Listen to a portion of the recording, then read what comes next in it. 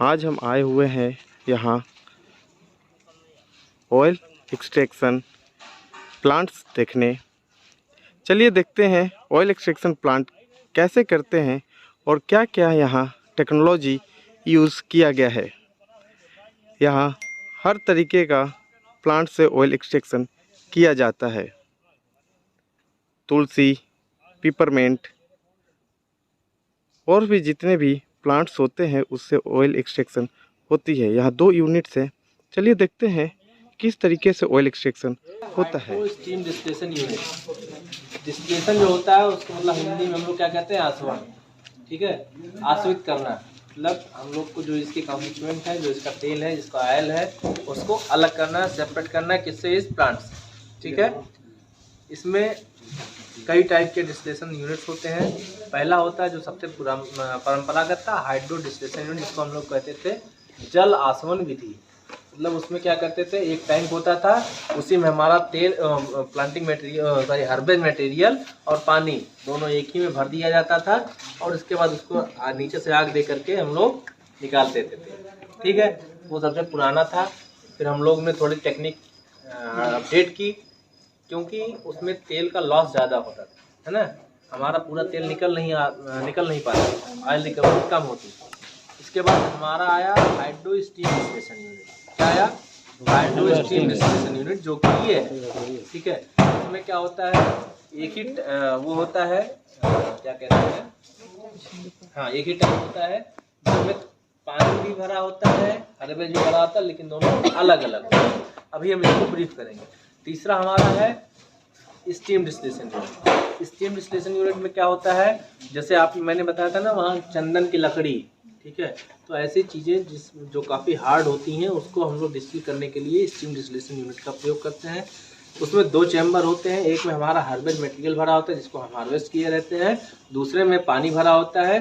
तो जिसमें पानी भरा होता है वहाँ हम आग लगाते हैं या फायरवुड देते हैं, तो जिससे वो गर्म होता है, तो स्टीम जनरेट होती है। स्टीम जनरेट होने के बाद उस चैम्बर से एक कनेक्टर के थ्रू होता हुआ दूसरे चैम्बर में, जिसमें हमारा प्लांटिंग मटेरियल भरा हुआ, सॉरी हार्वेस्ट मटेरियल भरा हुआ, वहाँ पे आता है।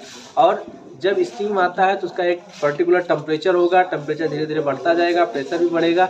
जब टेम्परेचर और प्रेशर दोनों मिलता है तो जो वोलाटाइल कंपाउंड होते हैं, ऑर्गेनिक कंपाउंड होते हैं उस पर्टिकुलर प्लांट में या हार्वेस्ट में, वो सब क्या करते हैं, अलग अलग टेम्परेचर जैसे पाते हैं तो वो उसी वेपर के साथ निकल देते हैं। ठीक है, और जैसे ही निकलते हैं तो ये हमारा जो है एक वो होता है कंडेंसर, यहाँ से इस पाइपलाइन के थ्रू गया और ये कंडेंसर है ना।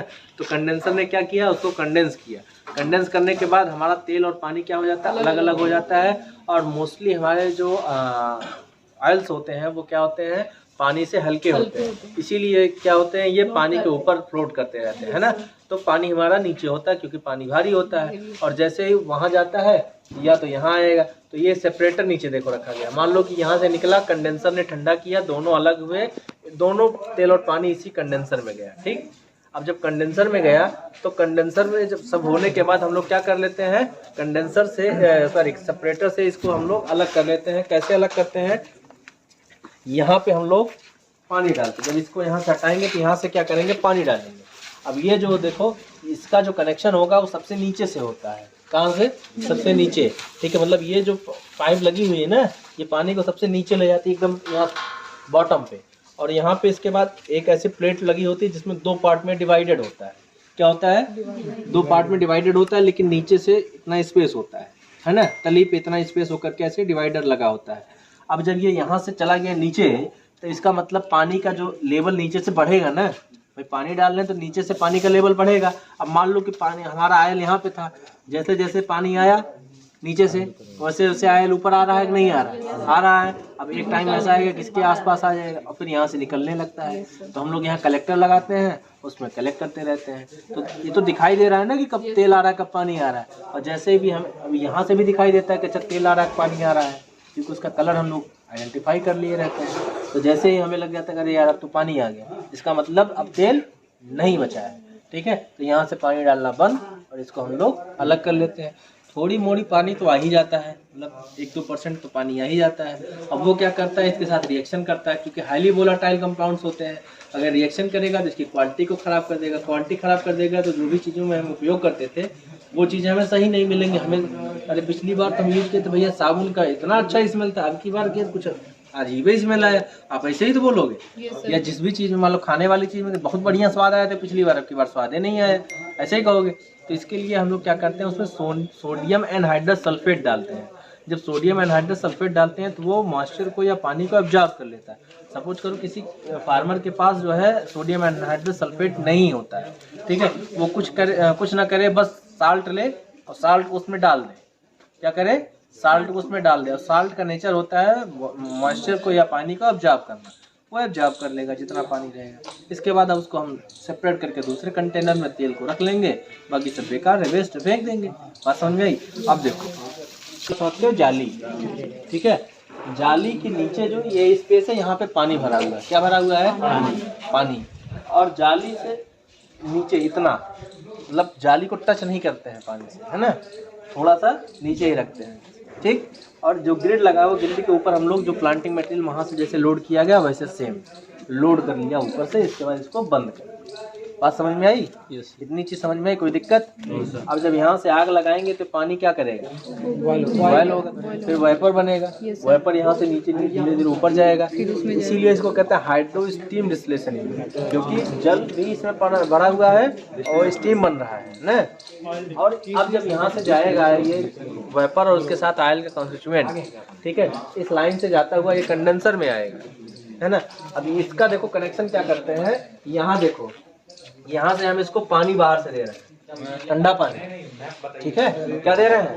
ठंडा पानी। ये ठंडा पानी यहाँ आया, हमने यहाँ खोल दिया, इन हुआ। अब ये देखो कंडेंसर में क्या होता है, कॉइलिंग होती है ऐसे ऐसे, है ना, एक पाइप लगी होती है इतनी मोटी सी, वो कॉइलिंग ऐसे ऐसे ऐसे ऐसे होती है, ठीक है। अब वो धीरे धीरे ऐसे ऐसे होते हुए हमारा जो है वेपर और ऑयल का मिक्सचर आ रहा है, यहाँ से हमारा नॉर्मल पानी जा रहा है, ठीक है। नॉर्मल पानी क्या करेगा, उसको ठंडा करने का प्रयास करेगा। बात समझ में आई? और यहाँ देखो एक और पाइपलाइन निकली हुई है, तो जो पानी हम यहाँ से सप्लाई करते हैं वो पानी इसको ठंडा करने के बाद यहाँ से निकल जाता है। देखो ये निकल करके यहाँ गिर रहा है, नीचे गिर रहा है ना, है ना। तो इसका मतलब वो उसको ठंडा करते हुए वहाँ निकल रहा है पानी, और यहाँ से फ्रेश पानी इसको ठंडा करने के लिए आ रहा है। ये प्रोसेस कंटिन्यू हो रही है। अब यहाँ से जो हमारा वेपर और ऑयल का मिक्सचर आ रहा था वो यहाँ से हमें निकल जाता है इस नलिका के थ्रू, है। अब सेपरेटर में हमें मिल जाता है कि नहीं मिल जाता? कॉन्सेप्ट समझ में आया? अब फिर वही जैसा कि मैंने बताया कि जब इसमें आ जाएगा तो हमारा पानी जो होता है वो भारी होता है, ऑयल हल्का होता है, ऑयल ऊपर आ जाता है, पानी नीचे रहता है। तो जब हमारा ऑयल आना बंद हो जाता है हम लोग क्या करते हैं, यहाँ से इसको अलग कर लेते हैं, ये हटा लेंगे और यहाँ से पानी डालेंगे एक्स्ट्रा।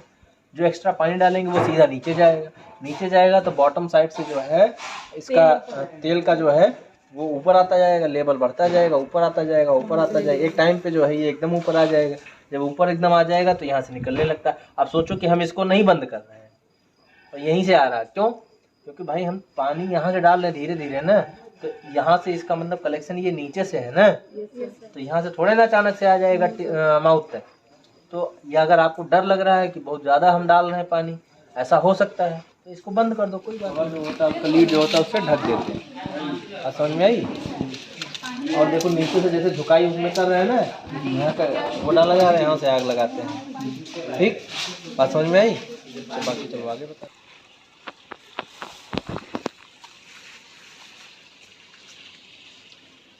ये जो प्लांट्स हैं ये भी मेंथा से ऑयल एक्सट्रैक्शन में प्रयोग होते हैं। ये थोड़े बड़े मशीन्स हैं, यहाँ देख सकते हैं बड़े बड़े 4 बॉयलर्स हैं, और इनसे जब ऑयल एक्सट्रैक्ट होता है तो ये एक्सट्रैक्टिंग मशीन है जो कि प्रयोग होती है वाटर से ऑयल को सेपरेट करने में।